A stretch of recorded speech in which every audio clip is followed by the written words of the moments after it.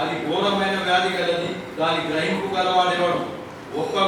ఒకరి ప్రవర్తనను బట్టి వారి క్రియలు ఫలం చొప్పున ప్రతికారం చేయటకు యెహోవాను నేను హృదయమును పరిశోధించువాడను, అంతరంగములను పరీక్షించువాడను. ప్రార్థన చేసుకుందాం. మహోన్నతుడా, సర్వాధికారి, సృష్టికర్త, పరలోక తండ్రి, ప్రభువా నాయనా, నీకు వేలాది స్తోత్రం ప్రభా. ఈ సమయంలో పరిశుద్ధ దినంలో నీ వాక్యం ద్వారా మాతో మాట్లాడినాయన, నీ వాక్య పేరులో మమ్మల్ని అందరూ నడిపించింది ప్రభా. నీవు మాతో మాట్లాడినాయన, ఆరాధించే విధంగా నీవు మాతో మాట్లాడతావని యేసుక్రీస్తు పరిశుద్ధ నామం బట్టి వేడుకుంటున్నాం తండ్రి, ఆమేన్. ఇక్కడ ఇర్మియా ప్రవక్త ద్వారా రాయబడ్డ మాటలను మనం జ్ఞాపకం చేసుకుంటున్నాము. ఇర్మియా ప్రవక్త అంటున్నాడు, హృదయం అన్నిటికంటే ఘోరమైన వ్యాధి గలది, దాని గ్రహింపు గలవాడేవాడు. ఒకరి ప్రవర్తన వారి క్రియల ఫలం చొప్పున ప్రతికారం చేయటకు యెహోవాయైన నేను పరీక్షించుతున్నాను. హృదయం అన్నిటికన్నా ఘోరమైన వ్యాధి కలదట. హృదయంలో ఘోరమైన వ్యాధి, చెడ్డ ఆలోచన. మన హృదయంలో ఏం జరుగుతుందో ఎవరికి తెలుసు? ఈరోజు చాలా చిన్న సంఖ్యలు వచ్చింది. ప్రతి ఒక్కరి హృదయంలో ఏం జరుగుతుందో ఎవరికి తెలుసు? హృదయం పరీక్షించే దేవుడు ఉన్నాడని పరిశుద్ధ గ్రంథం మనకు చెప్తున్నది. తమ క్రియలను బట్టి దేవుడు ప్రతికారం చేస్తున్నాడు, జవాబు ఇస్తున్నాడు, సాయం చేస్తున్నాడు. హృదయం అన్నింటినీ ఘోరమైన దైవాన్ని పరీక్షించాలి అనే మార్కు సువార్త 12:30లో ప్రభు అయిన యేసుక్రీస్తు వారు అంటారు, పూర్ణ హృదయంతో, పూర్ణ ఆత్మతో, పూర్ణ బలంతో నీ దేవుడైన యెహోవాను ప్రేమించు, ఆరాధించు, పూర్ణ హృదయంతో అని చెప్పిండు. హృదయంతో ఎందుకు చెప్పిండంటే హృదయం ఘోరమైన వ్యాధి కలదు. దాన్ని ఎవరు గుర్తుపడతారు? నా హృదయంలో ఏం జరుగుతుందని నీకెంత తెలుసు? నీ హృదయంలో ఏం నడుస్తుందని నాకేం తెలుసు? మన ఇద్దరి హృదయంలో ఎవరికి ఏం నడుస్తుందో తెలియదు. దేవుడికి తెలుసు. దేవుని సన్నిధానం రాలేని స్థితి, ఏ ఆలోచనలు, ఏ తలంపులు, హృదయం ఘోరమైన వ్యాధి గలదని వాక్యం చెప్తున్నది. ఇర్మియా ద్వారా దేవుడు మాట్లాడుతుంది. హృదయం ఘోరమైన వ్యాధి గలదని ఎవరు పరీక్షించాలి? ప్రతి ఒక్కరికి తన క్రియల చొప్పున ప్రతీకారం చేస్తున్నాడు దేవుడు అని మనం హృదయపూర్వకంగా దేవుడిని ఆరాధించాలి. పూర్ణ హృదయంతో ఆరాధించాలి. ఎందుకంటే హృదయంలో కల్మషం ఉండదు. నిష్కప్తమైన హృదయంతో మనం దేవుడిని ఆరాధించాలి అనే దేవుడు అంటాడు, పూర్ణ హృదయంతో ఆరాధించండి. హృదయంలో ఏమున్నదో ఎవరికి తెలుసు? దేవుడికి తెలుసు. మనం చెప్పుతున్నాం, ఇప్పుడు ఆరాధించబోతున్నాం. మన ఆరాధన ఎట్లున్నది? ఈరోజు రాలేదు, ఎందరో రాలేదు. వాళ్ళ హృదయంలో ఏమున్నది? దేవుడికి తెలుసు, మనకు తెలియదు. కానీ ప్రభు అయిన యేసుక్రీస్తు వారు ఒక మాట అన్నాడు. మన దూత మార్కు సువార్త 7వ అధ్యాయం 20 నుంచి చదువుతున్నాం. జాగ్రత్తగా అందరూ చదవండి. మార్కు సువార్త 7వ అధ్యాయం 21 నుంచి చదువుతున్నాను.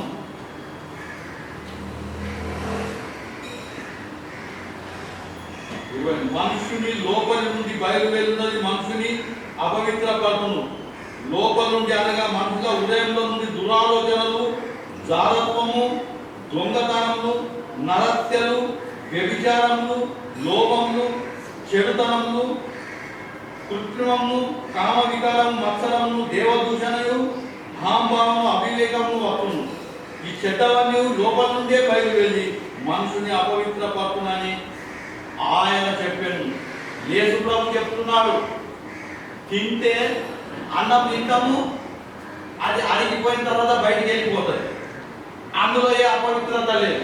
కానీ లోపలికి వెళ్ళి బయటికి వచ్చే మాటలు, బయటికి వచ్చే ఆలోచనలు, అలా దారత్వము, వ్యభిచారము, దొంగతనము, నరత్యలు, అబద్ధాలు ఆడలు, ఇవన్నీ లోపలికి వెళ్ళి బయటకు వస్తాయి. హృదయంలోకి వెళ్ళి బయటకు వస్తాయి. అవి మనిషిని అపవిత్రపడతాయి, అవి మనిషిని చెడుతాయని పరిశుద్ధ గ్రంథం చెప్తున్నాడు. హృదయంలోకి వెళ్ళి బయటకు వచ్చేది ఇవన్నీ ఆలోచనలు. ఒక్కొక్కసారి దేవుని వాక్యము మన హృదయానికి తాకుతుంది, కానీ చెప్పేటోని దూషిస్తారు. చెప్పేటోని ఏముందని అందులో తీసాగుతున్నాడు. నాకే చెప్పిండు, అరే నీకే ఏం చెప్పిండు, నువ్వు అక్కడ ప్రవర్తించుతో అప్పుడు నీకు అడుగుతుంది. లోపల నుంచి బయటకు వచ్చేది అన్నీ ఉన్నాయి. జారత్వము, దొంగతనము, నరహత్య, వ్యభిచారము, లోపము, చెడుతనము, కృత్యములు, కామ వికారము, మత్సరం, ఇవన్నీ ఉదయంలో నుంచి బయటకు వస్తున్నాయి. అవి అపవిత్రపడతాయి. అనేది పూర్ణ ఉదయంతో ఆరాధించు. నీ ఉదయంలో ఇవన్నీ రావద్దు. చెడ్డ ఆలోచనలు రావద్దు, చెడ్డ పనులు రావద్దు, చెడ్డ తలంపులు రావద్దు. దొంగతనం, జారత్వం, వ్యభిచారం, దొంగతనం చేయదు. ఒక సంఘం పోయినా ఆ సంఘంలో సంఘం అయిపోయినాక సంఘం డబ్బాతో తీసుకొని సంఘంతో వెళ్ళిపోతాడు. దొంగతనం, సంఘం డబ్బు సంఘం పనికి వాడాలి. సంఘంలో లెక్కలు ఉండాలి. సంఘం డబ్బు సంఘం పనికి, దేవుని పనికి దేవుని పైసలు వాడాలి. దొంగతనం, కొందరు వ్యభిచారం, కొందరు పెద్ద వ్యభిచారాలు చెప్తారు. మళ్ళా దేవుని మాట చెప్తా ఉంటారు. వాళ్ళ క్రియలు చెడ్డాయి, కానీ చెప్పేది దేవుని వాక్యం. కొన్ని వాక్యాలు నేర్చుకుంటారు, అది చెప్తా ఉంటారు, దాని క్రియలు ఎక్కువ ఉన్నాయి. నీ క్రియలు ఎక్కువ ఉన్నాయి. వాక్యం చెప్తేనే సరిపోదు, ఆ ప్రకారం ఉన్నావా? వినువారు ఎక్కువ ఉన్నారు. వినువారు దేవుడు కట్టడలు ఆజ్ఞలు అనుసరిస్తున్నారా, లేకపోతే వాళ్ళకి ఇష్టమైనట్లా? ఇవన్నీ లోపలికి వెళ్ళాడుతున్నాయి. ఇవన్నీ మనిషిని అపవిత్రపడుతున్నాయి. ఇవన్నీ దొంగతనం, జారత్వం, వ్యభిచారము, అబద్ధాలు ఆడుతాం, ఇవన్నీ మనిషి యొక్క హృదయంలోకి వెళ్ళుతున్నాయి, మనిషిని అపవిత్రపడుతున్నాయి. దానికి తగిన క్రియలు తగ్గ ప్రతిఫలం దేవుడు ఇస్తున్నాడు అని ఇర్మియా ప్రవక్త ద్వారా దేవుడు చెప్తున్నాడు. ఇవన్నీ మనిషి యొక్క లోపల నుంచి వస్తున్నాయి. హృదయం ఘోరమైన వ్యాధి కదా అది. దాన్ని ఎవరు పరీక్షించగలుగుతారు? తమ క్రియలతో దేవుడు ప్రతీకారం చేస్తున్నాడు. ప్రతి ఒక్కరు నా కష్టాలు వస్తున్నాయి, నాకు బాధలు వస్తున్నాయి, నాకు ప్రేమలు వస్తున్నాయి, మీ హృదయంలోకి వెళ్ళి ఏం బయట? ప్రభు చెప్పిన మాట. ప్రభు అంటున్నాడు, తిన్నయ్యే అపవిత్రత లేదు. తింటావు, అది అడుగుతుంది, బయటికి వెళ్ళిపోతుంది, అందులో అపవిత్ర లేదు. నీ లోపల నుంచి బయటకు వచ్చేది ఆలోచనలు, చెడ్డ మనసు, చెడ్డ హృదయం, చెడ్డ తలంపులు, అబద్ధాలు, దగడాలు, దొంగతనం, ఇవన్నిటిని మర్చిపోవాలా. పూర్ణ హృదయంతో దేవుణ్ణి ఆరాధించాలని ప్రభు చెప్తున్నాడు. ఎంతమంది పూర్ణ హృదయంతో దేవుణ్ణి ఆరాధించడానికి ఎలా? దేవుని వాక్యం స్పష్టంగా చెప్తుంది. ప్రభు అయిన యేసుక్రీస్తుల వారు మార్కు సువార్త 7వ అధ్యాయం 20వ వచనంలో ప్రభు అయిన యేసుక్రీస్తుల వారు చెప్తున్నాడు, ఏ తిండి తిన్నా కానీ అపవిత్రంగా దాంతో శక్తి వస్తుంది, కానీ లోపల నుంచి బయటకు వచ్చేది ఏంటి? ఎసుంటి మాటలు బయటకు వస్తున్నాయి, ఎసుంటి ఆలోచనలు నీకు బయటకు వస్తున్నాయి, ఎసుంటి క్రియలు గలవాడవై ఉన్నావు. నీ అందులో దొంగతనం ఉన్నదా? అబద్ధం ఆడే స్వభావం ఉన్నదా? వ్యభిచార స్వభావం ఉన్నదా? జాగ్రత్త స్వభావం ఉన్నదా? ఏది ఉన్నది? ఈరోజు అవన్నిటిని తీసివేస్తున్నా, అవి అపవిత్రపడతాయి. దాంతో మనకు శిక్షణ. అవన్నీ మర్చిపోయి పూర్ణ హృదయంతో మనం దేవుడిని ఆరాధిస్తానికి రోజు కట్టినామని ప్రభు వాక్యం మనతో మాట్లాడుతున్నారు. దావీదు మహారాజు ఏమంటున్నాడో చూద్దాం. దావీదు మహారాజు అనే మాటలు కీర్తనలు 139వ అధ్యాయం 23వ వచనం. కీర్తనలు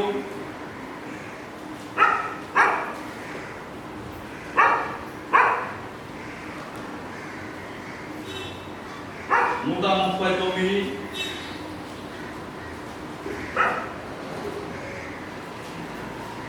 23వ వచనం చదువుతున్నాను. దేవా, నన్ను పరిశోధించి నా హృదయం తెలుసుకొను, నన్ను పరీక్షించి నా ఆలోచనను తెలుసుకొను. నీకు ఆయాసకరమైన మార్గము నాయన ఉన్నదేమో చూడుము, నిత్య మార్గంలో నన్ను నడిపించమని దావీదు మాట్లాడాలనుకున్నాడు.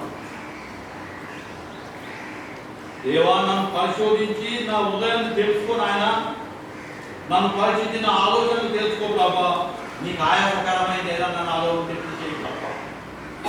నేను ఆయాసపరిచేది ఏదన్నా నాలో ఉన్నదా, నేను దుఃఖపరిచేది ఏదన్నా నాలో ఉంటే చేయి ప్రభా. శరీరంలో ఉన్నాను, బలహీనుంది, తప్పులు అవుతాయి, కానీ నీకు ఆయాసకరమైనది ఏదన్నా ఉంటే నా అందులోకి తీసేయి అని దేవుని దగ్గర ఒప్పుకుంటున్నాడు. దేవుని దగ్గర దావీదు మహారాజు ఒప్పుకుంటున్నాడు. నా ఉదయంలో నీకు ఏదన్నా, నీకు ఆయాసకరమైనది ఏదన్నా ఉంటే తీసేయి ప్రభా.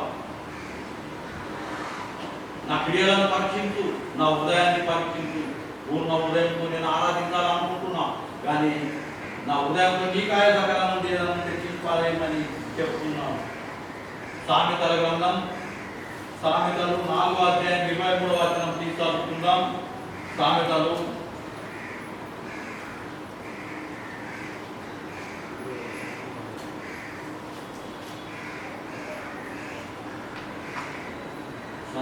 4వ అధ్యాయం 23వ వచనము చదువుతున్నాము. నీ ఉదయంలో నుండి జీవధారలు బయలుదేరును, కాబట్టి అన్నిటికంటే ముఖ్యంగా నీ ఉదయం భద్రంగా కాపాడుకోమని చెప్తున్నాను. నీ ఉదయాన్ని భద్రంగా కాపాడుకో. నీ ఉదయంలో ఇసుడు చెడ్డ అలవాట్లు, చెడ్డ ఆలోచనలు రాకుండా భద్రంగా నీ ఉదయాన్ని కాపాడుకో. మన ఉదయాన్ని మనం కాపాడుకునే వారంగా ఉన్నాం.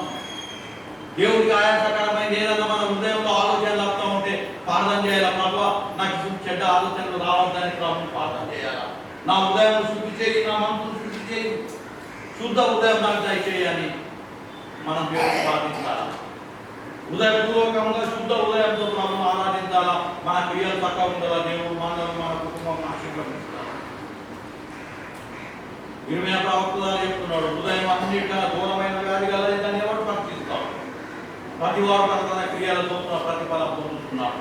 నువ్వైనా నేనైనా, వాక్యం చెప్పి నేనైనా, ఇంకున్న నువ్వైనా, దేవుని వాక్యం సత్యం, ఇందులో తేడా లేదు. ఇది నీకైనా నాకైనా అందరికి ఒకటి, అందరికి ఒకటే. నా ఉదయంలో నేను చెడ్డ క్రియలను అలక్ష్యం పెట్టి దేవుడు నా ప్రార్థన అంగీకరించడం, నా ఆరాధన అంగీకరించడం. ఉదయం శుద్ధి పెట్టుకున్నాను. దేవా, నీకు ఆయాసకరమైతే ఏదన్నా ఉంటే నా శుద్ధి చేయకుండా నా ఉదయాన్ని నేను భద్రపరుచుకుంటున్నాను, నా ఉదయాన్ని నేను భద్రపరుచుకుంటున్నాను అని ప్రభుత్వ. ఇంకా అదే కీర్తనలు 51వ అధ్యాయంలో దావీదు మహారాజు అనే మాటల్లో చాలా సత్యాలు మనం చూస్తున్నాము. కీర్తనలు 51వ అధ్యాయంలో దావీదు మహారాజు ఒప్పుకుంటున్నాడు. మనకు అట్లా ఒప్పుకుందాము. 51వ అధ్యాయం 10వ వచనంలో ఆయన అంటున్నాడు, దేవా, నా యందు శుద్ధ ఉదయం నాకు కలగజేయు, నా అంతరంగంలో స్థిరమైన మనసును నూతనంగా పుట్టించమని చెప్తున్నాడు. స్థిర ఉదయం నాకు నూతనంగా పుట్టించమని చెప్తున్నాడు.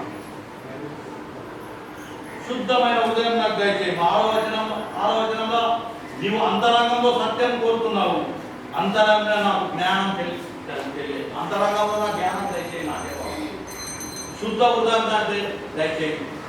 నా ఉదయాన్ని నేను భద్రపరుచుకుంటానని నేర్చుకుంటాను. నీకు ఆయాసకరమైనది ఏదన్నా నేను చేస్తూ ఉంటే అందులో నుంచి తీసి పారవేయి అని అడగాల. మత్తయి సువార్త 5:8 ఉదయ శుద్ధి గల వాడు ధన్యుడు, వాడు దేవుని చూస్తాడు. ఉదయ శుద్ధి గల వాడు ధన్యుడు, వాడు దేవుని చూస్తాడు. మన ఉదయం శుద్ధి ఉంటే మనం దేవుడిని చూస్తాం, దేవుడు మనతో మాట్లాడతాడు. మన ఉదయం ఎట్టున్నది సహోదరుడు, సహోదరి, మన ఉదయం ఎట్టున్నది. ఈరోజు రాలేని వారి యొక్క ఉదయం ఎట్టున్నది, అచ్చినలో ఉదయం ఎట్టున్నది. శోధనలు, ఆటంకాలు, బాధలు ఎందుకు వస్తున్నాయి? ప్రభు ప్రతి ఒక్కరి క్రియల చొప్పున ప్రతిఫలం ఇచ్చే దేవుడు అని పరిశుద్ధ గ్రంథము చెప్తున్నది. మనకు తెలుసు, అపోస్తల కార్యం 8వ అధ్యాయం 2వ వచనం ఏమున్నది? ఒక గారెడి సీమోను పేతురు దగ్గరికి వచ్చి అడుగుతున్నాడు, నీవు చేసే అద్భుతాలు నేను చేయాలనుకుంటున్నా, నువ్వు చేసే అద్భుతాలు నేను చేయాలనుకుంటున్నా, నేను నీకు ద్రవ్యం ఇస్తా అంటే దేవుడు పేతురు ఏమంటాడో తెలుసా? ఒక్కసారి తెలుసుకో, మనం ఆరాధిస్తాం. అపోస్తల కార్యం మనకు తెలిసిన కదా ఇవన్నీ. 8వ అధ్యాయం తెలుగున్న వచనాలే మనం జ్ఞాపకం చేసుకుంటున్నాం. 8వ అధ్యాయం 21వ వచనంలో నీ హృదయం దేవుని యొక్క సరి అయినది లేదు కాబట్టి ఈ చెడుతనము మానుమని మారు మనసు నుండి ప్రభువును వేడుకో. ఒకవేళ నీ హృదయ ఆలోచన క్షమించబడును. నీవు ఘోరమైన దుష్టత్వంలోనూ దుర్నీతి బంధకంలో ఉన్నట్టు నాకు కనబడుతున్నది అని చెప్తున్నాడు పేతురు. ఏమన్నాడు? నీ హృదయము దేవుని యొక్క సరి అయింది లేదు.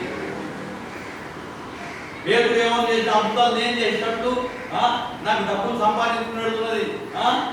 నువ్వు ప్రార్థన చేస్తే దయ్యాలు వెళ్ళిపోతున్నాయి, నువ్వు ప్రార్థన చేస్తే రోగులు స్వస్థపరచబడుతున్నారు, నువ్వు ప్రార్థన చేస్తే ఎన్నో అద్భుతాలు అవుతున్నాయి, అవి నాకు రావాలని ఎన్ని పైసలు అన్ని ఇస్తా అంటున్నాడు.